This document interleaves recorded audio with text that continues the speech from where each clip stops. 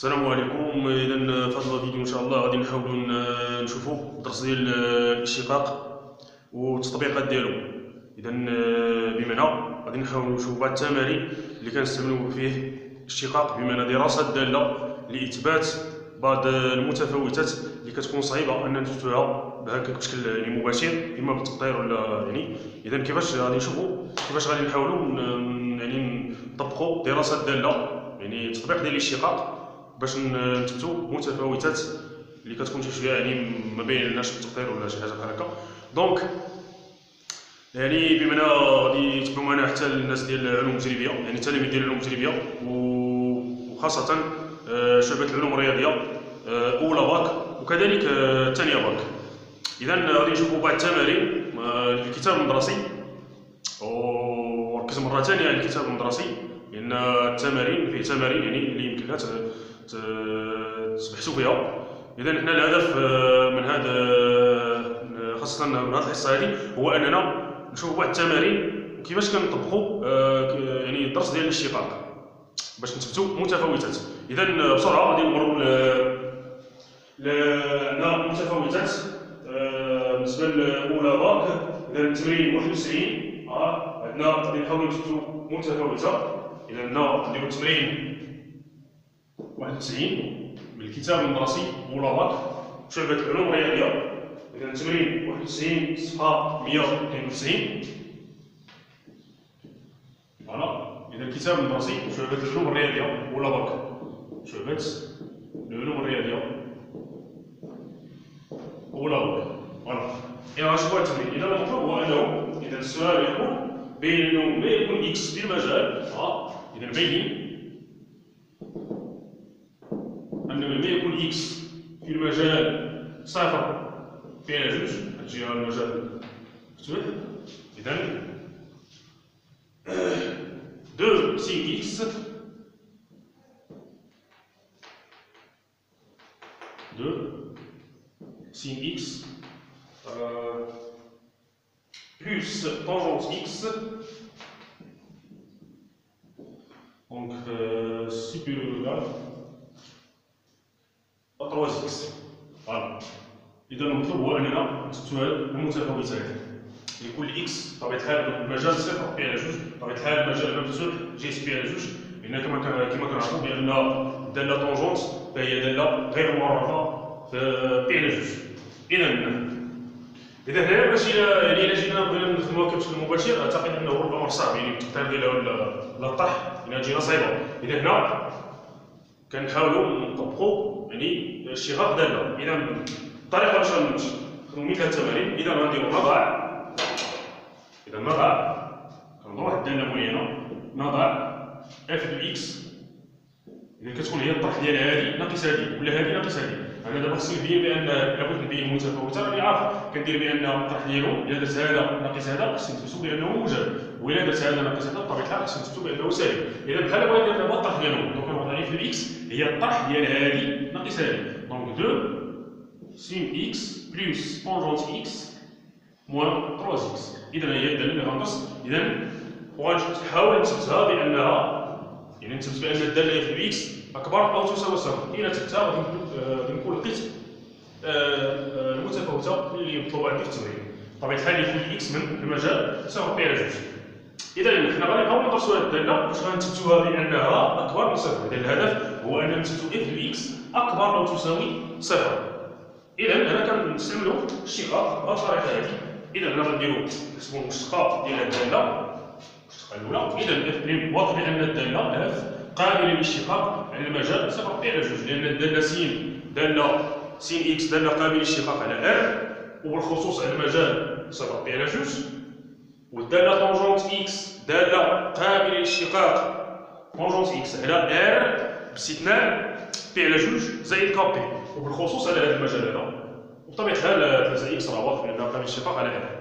إذا واضح بأن الدالة اف قابلة للاشتقاق على المجال صفر بي على جوج. إذا غنحسبوا المشتقة الثانية، المشتقة الأولى بلوطو. إذا اف بريم إكس عارفين بأن الاشتقاق ديال السين دونك هو 2 كوس إكس، الاشتقاق ديال الطونجونت هو 1 على كوس كاري إكس، والاشتقاق ديال هذيك بطبيعة الحال هي ناقص 3. إذا حنا حسبنا المشتقة دونك شنو غنديرو؟ غادي نحاولو دابا نبسطوها يعني نحدو المقامات الى اخره.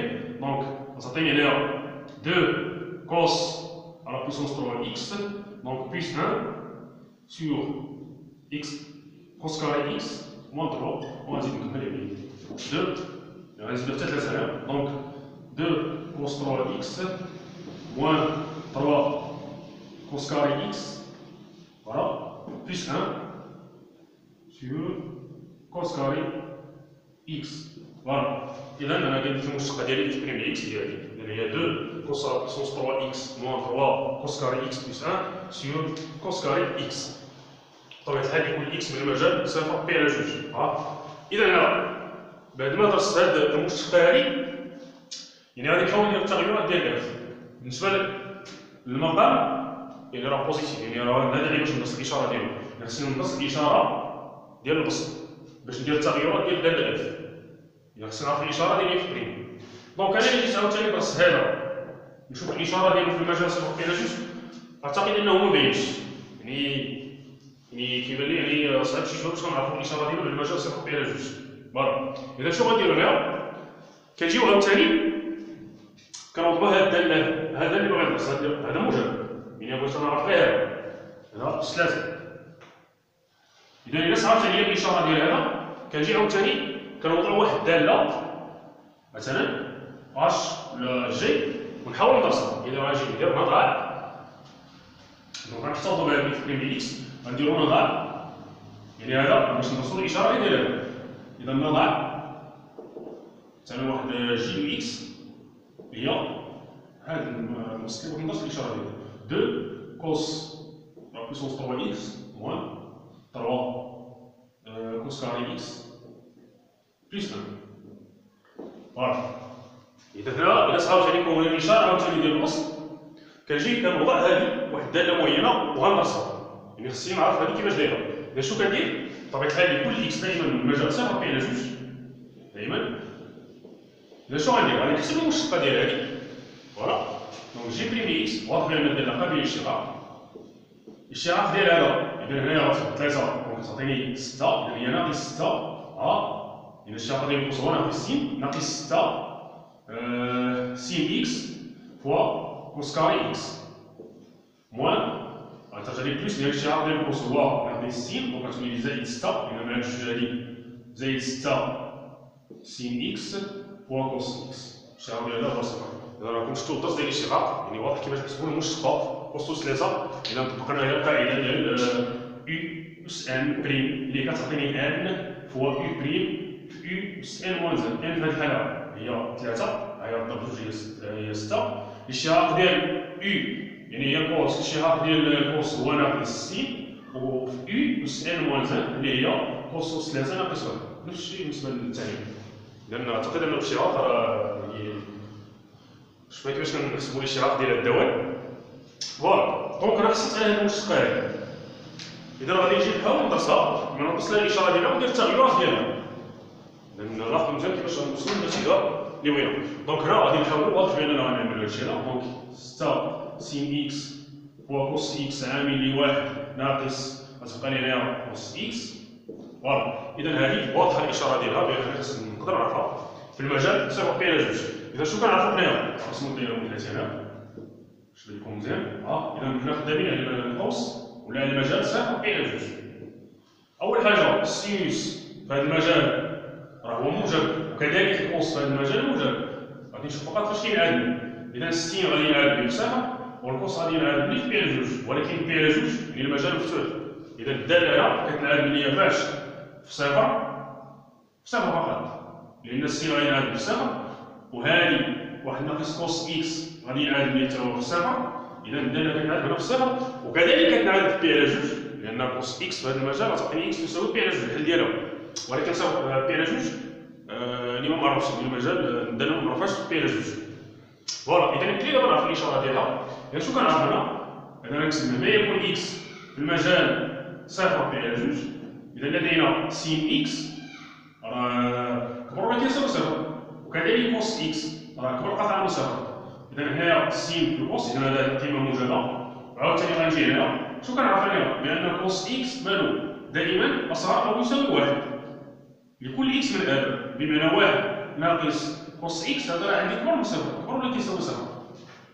فوالا، بمعنى الداله اللي عندنا جي بريم اكس الاشاره ديالها واضح بانها موجبه، اذا عندي هذا موجب وهذا موجب، اذا مباشره نستنتج بان جي بريم اكس فهي موجبه. اذا جي بريم اكس اكبر او تساوي صفر لكل اكس من المجال صفر في على جوج.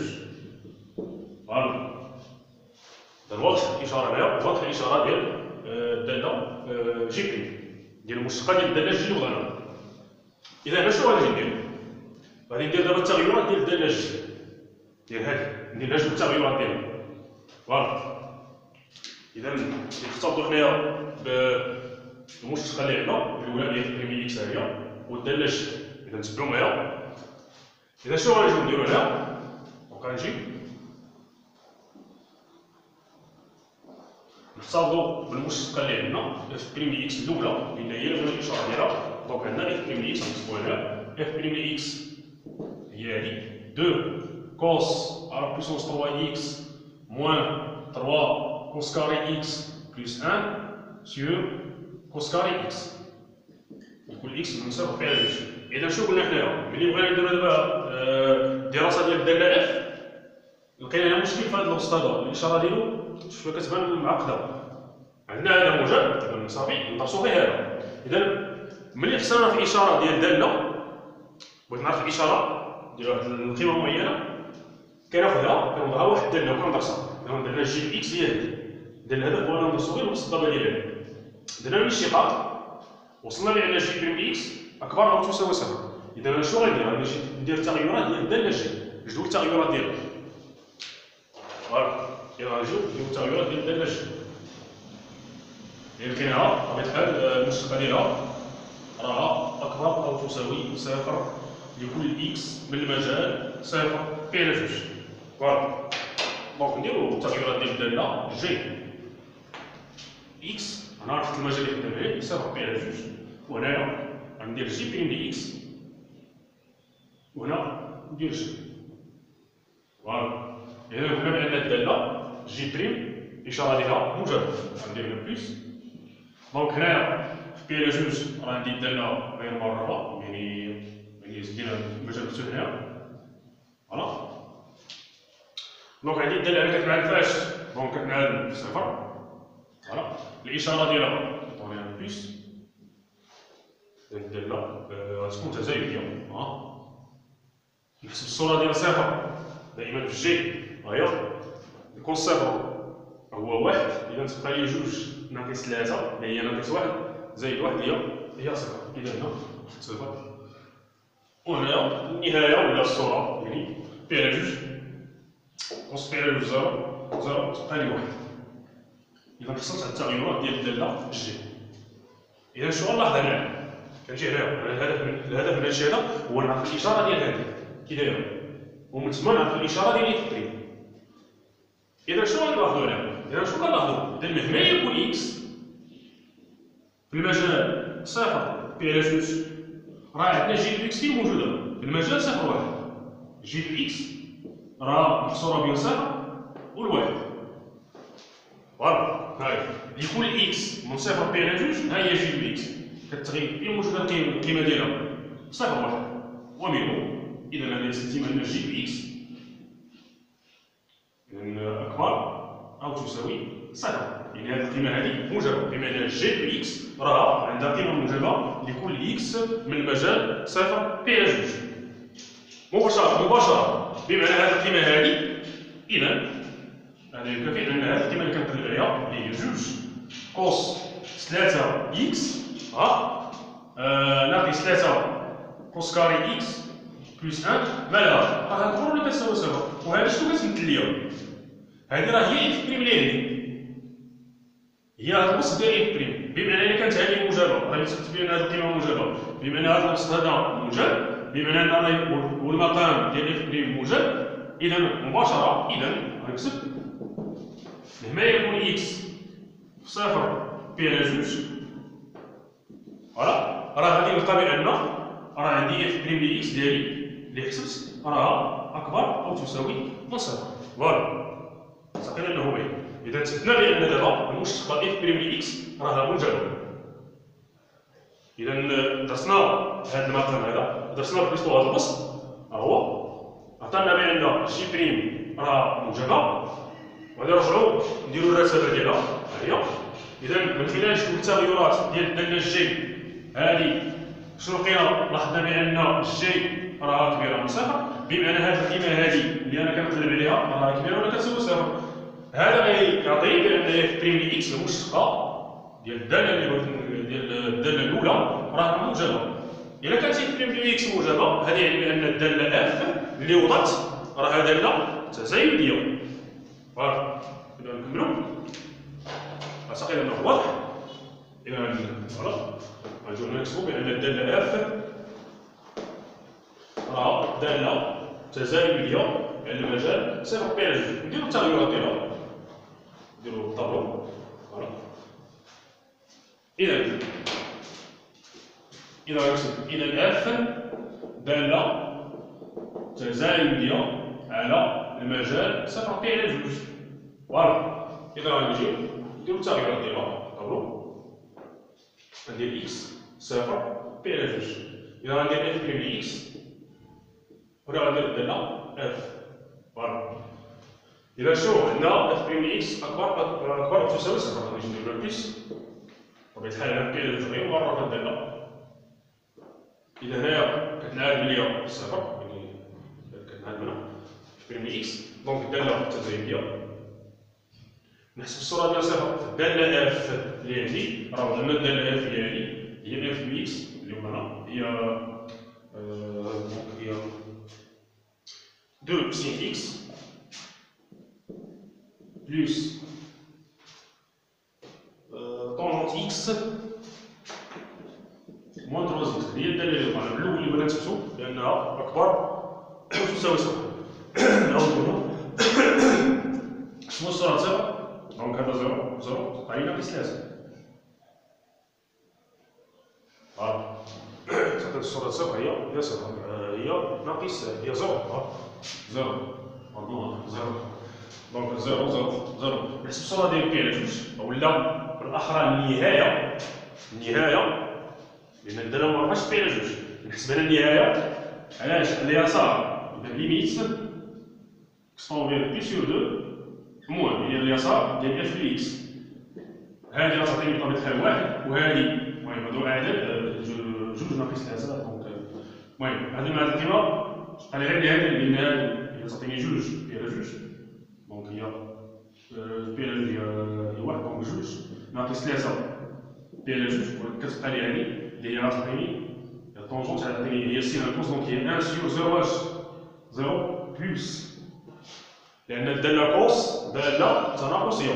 الإشارة ديال الكوسينوس إكس أصغر من بي على جوج بمعنى اليمين، بمعنى الإشارة اليسار ديال بي على جوج ديال المقام غتعطيني 1 سور 0 بلس، لأن إلا كان إكس أصغر من بي على جوج فكوس إكس غادي يكون أكبر. إكس هذه إكس صغر من بي على جوج، بمعنى هذا خدت عليها الكوس غتولي لي كوس إكس أكبر من كوس بي على جوج، بمعنى كبيرة من صفر، لأن اليسار الكوسينوس كيكون سالب على اليسار ديال بي على جوج. إذا غتعطيني سور 0 بلس هنا، دونك سكيفي أن هذه بلس انفيني، دونك هذه كتبت لها نهاية. فوالا. إذا نبدا دابا التغيرات ديال الدالة اف. مثلا أول مرة باش ورينا باش نلقاو الرتابة ديال الدالة اف. إذا بعد ما درت هادشي هذا غادي نجي نجبد مباشرة الإشارة ديال الدالة اف بنفس الطريقة اللي لقيت بها الدالة جي.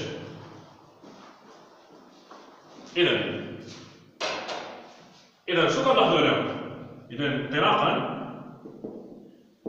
من جدول تغيرات الدالة اف لدينا هنا يكون اكس في المجال صفر بي على جوج، يعني الصورة ديال هذا المجال الدالة اف بمعنى راه اف دو اكس مالا كتنتمي للمجال صفر زائد ما لا اف دو اكس كتنتمي للمجال صفر زائد ما لا نهاية. هذا يكافئ بأن اف دو اكس مالا أكبر أو تساوي صفر، بمعنى الدالة اف عندي دالة موجبة، يعني هذه القيمة هذه راه تنتمي لأنها أكبر أو تساوي صفر. هاهي 0 بي سور 2 اف دو اكس كتغير فاش في المجال صفر زائد ما لا نهاية، لأن هي موجودة في المجال صفر زائد ما لا، بمعنى أن اف دو اكس أكبر أو تساوي صفر مباشرة. هذا يكافئ، ها هي نعوض على اف دو اكس بالقيمة ديالها، دونك هي 2 سين اكس بلس tangente x moins 3x supérieur ou égal à 0.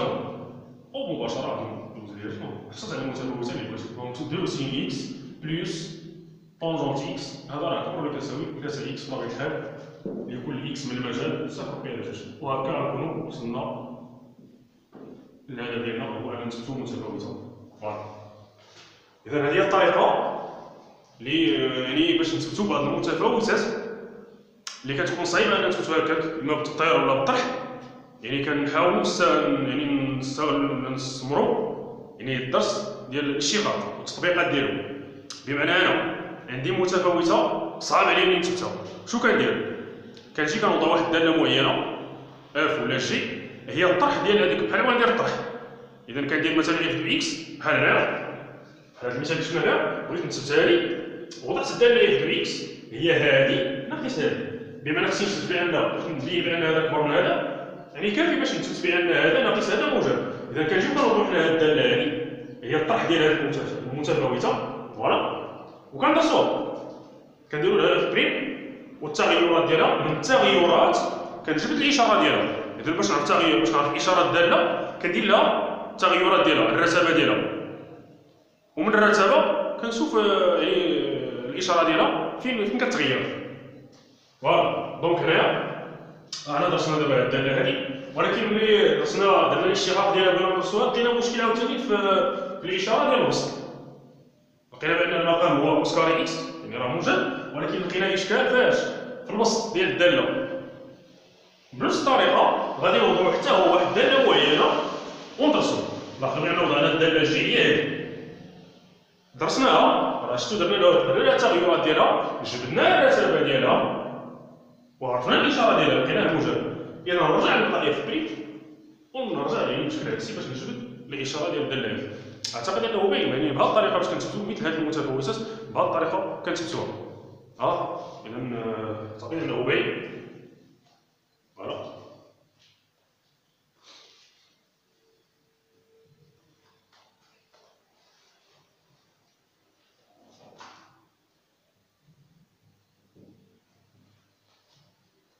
إذا هذه دائما لإثبات يعني بعض المتفاوتات اللي كتكون يعني كتطلب واحد المجهود وكتكون صعيب أن نلقاوها بالتطبيق، كنستعملوا هذه الطريقة هذه اللي كنديروا تطبيق ديال الاشتقاق لإثبات متفاوتات بحال الصغر بحال الشلالة.